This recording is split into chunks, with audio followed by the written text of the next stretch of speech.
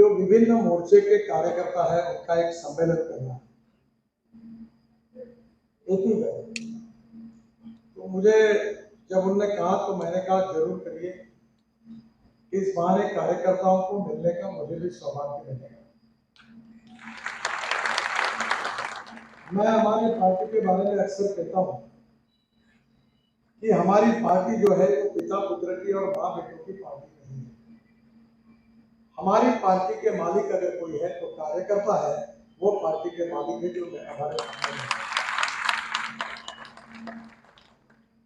बहुत बार मैं एक बात याद रखता हूं कि मंत्री पूर्व मंत्री हो जाएगा, मुख्यमंत्री पूर्व मुख्यमंत्री हो जाएगा, एमएलए पूर्व एमएलए हो जाएगा, सांसद पूर्व सांसद हो जाएगा, पर कार्यकर्ता कभी पूर्व कार्यकर्ता नहीं।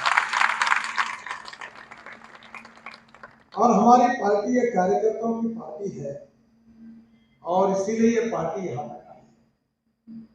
1952 में जनसंघ की स्थापना हुई और बहुत कठिनाइयों के बाद हिंदुस्तान डेवलपमेंट हमारा मिशन है, सुशासन और विकास।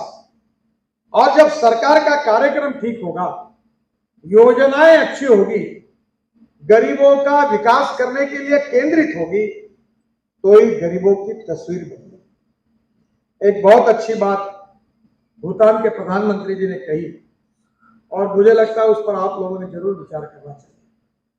उन्होंने जिस बात का उल्लेख किया है, उन्होंने कहा कि डोमेस्टिक हैप्पी ह्यूमन इंडेक्स। हमारा हैप्पी ह्यूमन इंडेक्स क्या है, यानी सुखांक क्या है।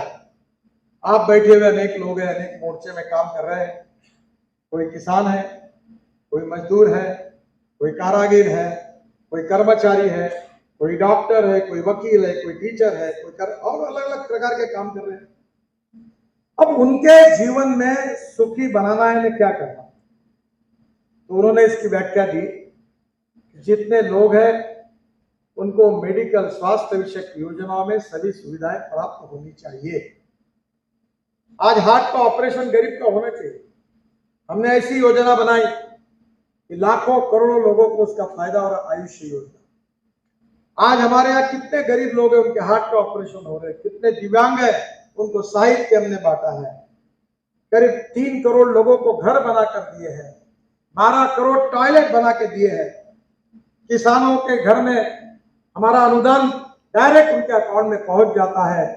हमारी महिलाएं कोयला और लकड़ी जलाती थी, उनके घर में 9 करोड़ से ज्यादा लोगों को हमने गैस सिलेंडर दिए हैं।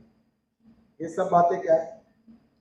बच्चों को अच्छी स्कूल चाहिए, 24 घंटे बिजली चाहिए, खेत को पानी चाहिए, जवान आदमी के हाथों को काम चाहिए। ऐसे एक एक सेक्टर की उसको जीवन को सुखी समृद्ध करने की कितनी बातें हो सकती है, उसका अध्ययन हमने करना चाहिए। और वो सब बातें हम कैसे करेंगे। एक रूलिंग पार्टी में सुशासन के द्वारा जनता का गरीब कल्याण कार्यक्रम कैसा हम आगे ले जाएंगे। और इसी भाव के आधार पर अनेक योजनाओं के द्वारा हमने ये काम किया है और उसके परिणाम भी दिख रहे हैं। मुझे बहुत खुशी है कि इन सब में हमारा अंत्योदय जो है, जो सामाजिक आर्थिक चिंतन है, वो हमारा उद्देश्य है। अंत्योदय का विचार पंडित दीनदयाल उपाध्याय जी ने हमको दिया। इस विचार में उन्होंने क्या कहा था, उन्होंने कहा था कि समाज का जो आखिरी पायदान पर खड़ा है, जो व्यक्ति ऐसा खड़ा है, गरीब है, शोषित है, घर नहीं है, और जो सामाजिक आर्थिक शैक्षणिक से पिछड़ा हुआ है, उस व्यक्ति को हम केंद्र बिंदु मानेंगे, उस दरिद्र नारायण को हम भगवान मानेंगे और हम उसकी निरंतर सेवा करते रहेंगे। और जिस दिन उसको रोटी कपड़ा मकान मिलेगा, उसी दिन हमारा कार्य पूरा होगा, ऐसा हम समझेंगे। यही हमारी चिंता है, चिंता है। हमारी संस्कृति क्या कहती है, हम कहते हैं विश्व का कल्याण हो। हम कभी नहीं कहते मेरा कल्याण पहले हो, बाद में विश्व का कल्याण। हमारी साहित्य, संस्कृति, इतिहास, विरासत जो भारतीय संस्कृति के रूप में हमको मिली, हम ये कहते हैं कि विश्व का कल्याण हो। और विश्व का कल्याण होते समय हम कहते हैं कि जो समाज का सब नेतृत्व में हमारे पार्टी ने कितना बड़ा त्याग बलिदान किया। अटल बिहारी वाजपेयी जी ने कहा था, उनके आंखों में आंसू थे और उन्होंने कहा था कि हमारी पार्टी हम विसर्जित कर रहे हैं।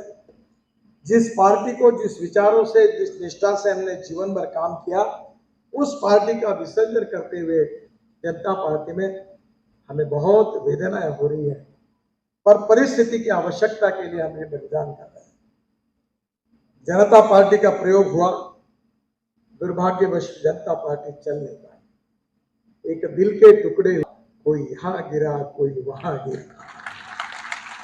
जनता पार्टी का अनुभव हमारे लिए अच्छा नहीं है।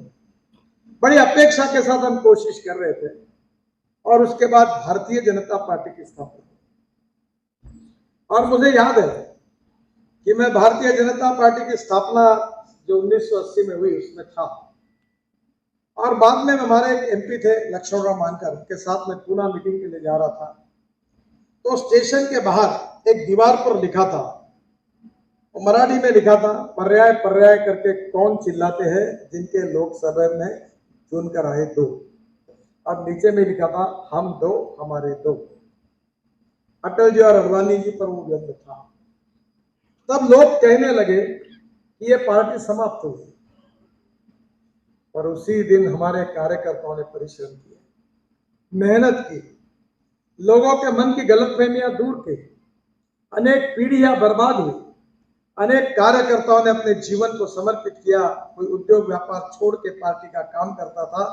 आज भी ऐसे निष्ठुर, निस्वार्थी और समर्पित कार्यकर्ता है कि जिनके बदौलत हमारे मनोहर लाल जी जैसे कार्यकर्ता मुख्यमंत्री बने और मेरे जैसे, मोदी जी जैसे कार्यकर्ता को इतने बड़े पदों पर जाने का मौका मिला। ये जो पद हमको मिला है, ये हमारे कर्तृत्व के कारण नहीं मिला। ये जो पद हमको मिला है, ये आप जैसे कार्यकर्ताओं ने जो बलिदान किया है, पार्टी के लिए समर्पित भाव से काम किया है, उसके कारण। और जन्मभूमि के ऊपर सुप्रीम कोर्ट का निर्णय लगा और देश की अस्मिता थी। प्रभु रामचंद्र हमारे प्रेरणा के स्रोत थे, हमारे सांस्कृतिक विरासत के प्रमुख थे। भगवान रामचंद्र जी का भव्य मंदिर का निर्माण वो भी पूरा हुआ। मुझे याद है कि मुझे बहुत से कार्यकर्ता पूछते थे आंदोलन में कि मेरी उम्र हो गई है, क्या मेरे जीवन में मुझे राम मंदिर देखने के लिए मिलेगा? उसके लिए कितने लोगों ने कुर्बानी दी। आज राम मंदिर का भी सपना पूरा, पर केवल हम इसी पर कायम नहीं है। भारतीय जनता पार्टी का मकसद केवल राज बदलना नहीं है, समाज बदलना है, देश बदलना, ये मकसद है। हमारी विचारधारा की विशेषता है राष्ट्रवाद। हम दो चार रहे न रहे, तेरा वैभव अमर रहे मां, ये हमारा संस्कार है कि हम राष्ट्र के लिए समर्पित है।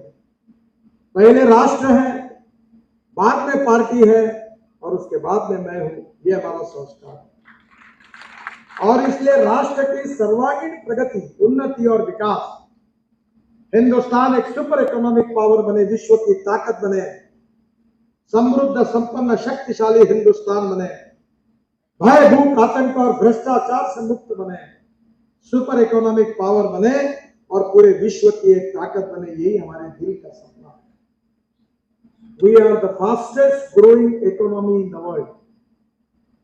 मोदी जी कहते हैं कि हम $5 ट्रिलियन की इकोनॉमी बनेंगे, हम विश्व गुरु बनेंगे, आत्मनिर्भर भारत बनेंगे।